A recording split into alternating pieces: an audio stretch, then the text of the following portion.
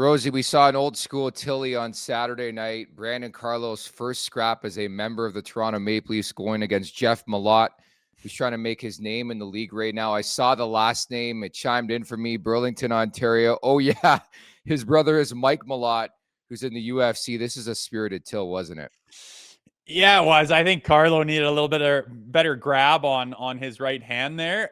But geez, man, usually when a guy, that kid can throw a punch. He was aggressive. I always like, more offense in a scrap and being the aggressor.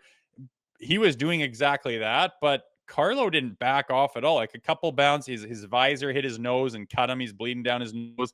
That happens for sure. But he didn't go onto his heels. He didn't turtle or duck or back away or start to play defense. He just stood in there and tried to give it back as well, which is, hats off to him. I thought it was great. Again, this team looks different in the sense that when challenged or put up to the test, they seem to respond and be willing.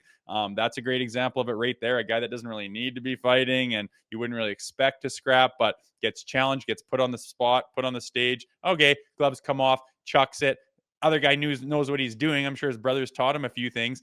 Didn't phase Carlo at all. He stood in there and chucked as well and didn't hide or play puss. It was great to see. It makes you proud when you're cheering for your team and they can stand up for themselves and dish it back and not be complete pussies like they have been in the past.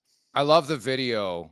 Love the video after the scrap in the box where they're smiling and laughing at each other playing tummy sticks, man. Like that's dudes being dudes right there. Look at this.